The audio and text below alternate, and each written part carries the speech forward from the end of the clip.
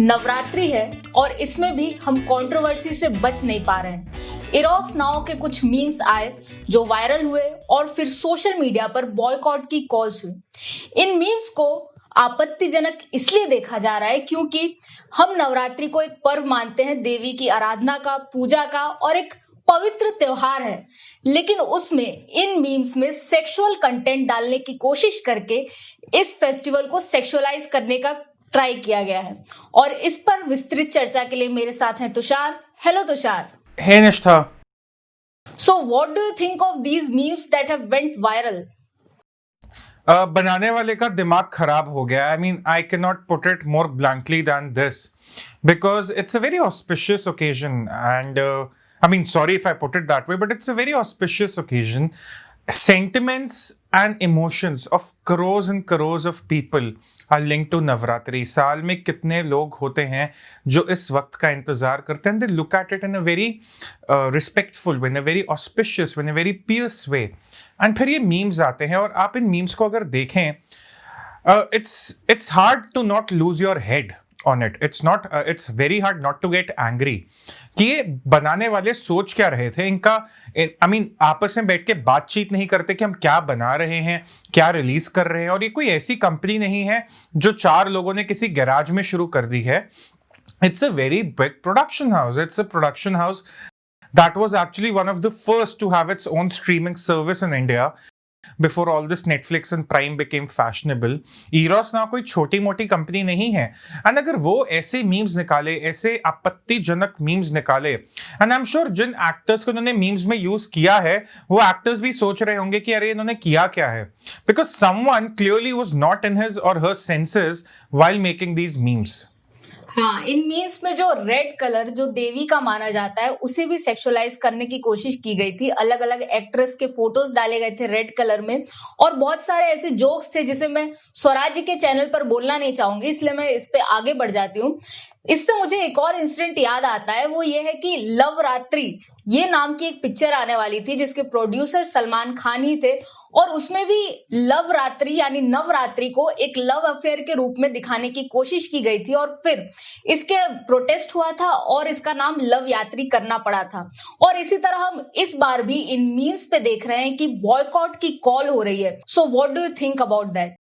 निष्ठा, पहली चीज तो अब मेरे को कहीं ना कहीं ये भी लगने लगा है कि जो अली फजल कहते हैं मिर्जापुर में कि शुरू मजबूरी में किए थे पर अब मजा आ रहा है, ये कंपनीज भी यही कर रही हैं। इनको पता है ये कुछ आपत्तिजनक निकालेंगे, जैसा इरोस नाउ ने निकाला, जैसा तनिष्क ने कुछ दिन पहले निकाला।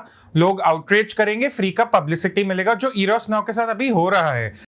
आज से पहले इरोस नाउ कभी ऐसे ट्रेंड नहीं करता था पर आज कर रहा है। They'll get their attention and वही उनको चाहिए because any publicity is good publicity। अब बात आती है बॉयकॉट पर। बॉयकॉट के अलावा सोल्यूशन क्या है? People see something offensive coming out of Bollywood, which is everything almost now. Every second day something offensive comes out. चलिए बॉयकॉट करते हैं। आपको याद होगा दिल्ली राइट्स के दौरान अली फैजल क्या बोले थे कि शुरू मजबूरी में किए पर अब मजा आ रहा है। He actually said the same thing in a tweet with respect to the Delhi riots. So एक ना एक तरीके से he was backing the riots that were happening, जिसमें इतने लोग अपनी जान गवा बैठे। एंड लोगों ने बोला था कि मिर्जापुर 2 बॉयकॉट करेंगे, इनकी मूवीज बॉयकॉट करेंगे, ये करेंगे वो करेंगे। निष्ठा, अब लगने लगा है कि बॉयकॉट ना एक सुंदर रिटोरिक जैसा है। कहने में अच्छा लगता है, सुनने में अच्छा लगता है, करने में अच्छा लगता है, पर प्रैक्टिकल नहीं है। बॉयकॉट के साथ ये प्रॉब्लम होने लगा है। याद कीजिए फरहान अख्तर सीए के प्रोटेस्ट में जाकर बैठ गए, पता कुछ नहीं था कि प्रोटेस्ट में क्यों आए हैं, सीए क्या है, सीए बी क्या है, पता कुछ नहीं था। लोगों ने फिर कहा अरे इनकी तो मूवीज हम बॉयकॉट करेंगे। अब आज देख लीजिए मिर्जापुर 2 रिलीज होने वाला है, ट्रेलर पे 26 मिलियन व्यूज है। काहे का बॉयकॉट? तो मेरा ये मानना है, निष्ठा आप अग्री या डिसएग्री कर सकती हैं कि जो बॉयकॉट वाला आइडिया है इससे आगे बढ़ना होगा, बिकॉज ये लोग तो they take Hinduism for a ride every time. आज नवरात्रि पे कर रहे हैं, कल दिवाली पे करेंगे, दशहरे पे करेंगे, करवा चौथ पे भी देखेगा कुछ ना कुछ करेंगे। They are going to take Hindus and Hinduism for a ride because they know they can only talk of boycott in reaction और उससे आगे कुछ कर नहीं पाएंगे और boycott hardly works. So we need to think of something more than a boycott if the retaliation has to happen. और society की नीड है एंटरटेनमेंट, बट प्रेजेंटली अगर हम देखें तो जो ट्रेडिशनल थिएटर्स हैं वो सब कम होते जा रहे हैं। और जो रीजनल सिनेमा है वहां पर रीच ज्यादा नहीं है। साउथ का सिनेमा अवश्य ही बढ़ रहा है, बेहतर हो रहा है, बट फिर भी नॉर्थ की जो रीजनल लैंग्वेजेस हैं जैसे भोजपुरी सिनेमा, गुजराती सिनेमा, इनमें ज्यादा कुछ नहीं हो रहा। अगर आप बात करें कि एक ऑप्शन के रूप में हॉलीवुड को लें तो बहुत सारे लोग इंग्लिश नहीं जानते हैं और हॉलीवुड मूवी का जो हिंदी डब या रीजनल लैंग्वेजेस में डब होता है उसकी क्वालिटी किसी सीरियस मूवी को भी फनी बना देती है, जैसा हमने देखा है। तो हमारे पास ऑप्शंस ही नहीं है, तो क्या करें? यही दिक्कत है। बॉलीवुड भी ये चीज जानता है कि देखिए, अगर बात करें हिंदी बेल्ट की, वहां भोजपुरी सिनेमा है, मैं पंजाब में बैठा हूं, पंजाबी सिनेमा है, बट गिन के महीने में एक मूवी आती है and distributors, everyone wants entertainment निष्ठा at the end of the day. अब ये ओटीटी प्लेटफॉर्म्स आ गए, लॉकडाउन में इतना चले, लोग शायद बड़ी स्क्रीन पे मूवीज देखना कम कर देंगे, बट प्रोड्यूसर्स तो पैसा फिर भी छाप रहे हैं। The same producers, the same Bollywood industry which takes Hinduism for a ride, वो पहले पीवीआर के थ्रू आपसे पैसा लेती थी, अब अमेजॉन प्राइम में नेटफ्लिक्स के थ्रू पैसा लेगी। किसी ने पीछे डाल रखा था कि याद रखिएगा कि मिर्जापुर 2 आ रहा है, अली फजल में उसमें एक्टिंग करे तो बॉयकॉट करिए। अब मुझे एक बात बताइए, किसी ने अपने अमेजॉन प्राइम के लिए साल का 1,000 रुपया दे रखा है, स्मार्ट टीवी ले रखा है, वे क्यों बॉयकॉट करेंगे? कोई रैशनल नहीं है उनके पास बॉयकॉट करने के लिए।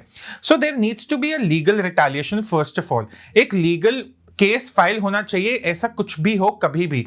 आई hope someone is taking up a case because against Eros, because what they did was very very objectionable. It can not be done. मैं कहूंगा नहीं कि किसी और त्योहार पे भी ये करे, किसी और मजहब के त्योहार पे करे, मैं कहूंगा किसी त्योहार पे ना करे, बट हमेशा ऐसे क्यों होता है कि हिंदुइज्म को ही राइट पे लिया जाता है? क्यों होता है? क्योंकि कोई ऑल्टरनेटिव नहीं। आपने बहुत सही कहा, साउथ की भी मूवीज देखें, रेयर है कि कोई अच्छी मूवी आती है। बाहुबली आई, उसके बाद कोई अच्छी मूवी नहीं आई उस लेवल की जो पूरे इंडिया को अपील कर पाए, बाहुबली 1 और बाहुबली 2 के बाद। यही फायदा उठाते हैं बॉलीवुड वाले, उनको पता है ऑल्टरनेटिव नहीं है, जो भी कचरा बेचेंगे ऑडियंस को वे खरीदेंगी, उस कचरे में अगर हिंदुइज्म की बेइज्जती भी होगी ये उनको भी सहेंगे, क्योंकि ऑल्टरनेटिव नहीं है। जरूरत है इस वक्त ऑल्टरनेटिव्स क्रिएट करने की रीजनल सिनेमा के थ्रू, जैसे उत्तर प्रदेश में फिल्म सिटी आ रही है।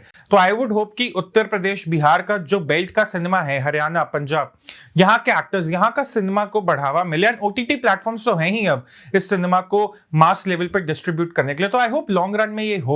But short term में people need to think above boycotts and they really need to think about legal retaliations and about sending these companies a very clear message, not just 1 or 2 days of boycott but a long term message. Collectively come together, call for no subscription, something on those lines. But कि एक दिन का boycott Twitter पे where only 40 million active users are there in India. India की population 1300 million है, Twitter पे 40 million है। अब Twitter पे boycott करने से कुछ नहीं होगा। मैं ये नहीं कहता करना नहीं चाहिए, करिए, बट वहीं मत रुकिए। जी, और लीगल रिटेलिएशन की बात है तो मैंने कुछ ट्वीट्स देखे थे जिसमें कहा जा रहा था कि इसे लीगली भी फॉरवर्ड लेके जाएंगे। और जो दूसरे रिलीजन्स की बात है, आपने सही कहा, क्योंकि मैंने ये भी एक देखा था कंपैरिजन की ईद में they were wishing it normally but Navratri में उन्हें मीम्स बनाने थे। तो ये एक कॉन्ट्रास्ट तो है ये, बट हम ये नहीं कह रहे कि दूसरे रिलीजन्स के साथ कुछ करना है। हम ये कह रहे हैं कि किसी रिलीजन को हर्ट नहीं करना है, कोई सेंटिमेंट्स हर्ट नहीं करने हैं। और अगर अब हिंदूज रिटेलिएट कर रहे हैं, जैसे तनिष्क को अपना एड वापस लेना पड़ा और अब इसको भी अपॉलॉजी आई है, हालांकि अपॉलॉजी काफी फॉर्मल है, फेल्ट नहीं लग रही है, सेंसिबल नहीं लग रही है, लेकिन फिर भी देखते हैं आगे क्या होता है। Thank you Tushar for your insights. Thanks निष्ठा।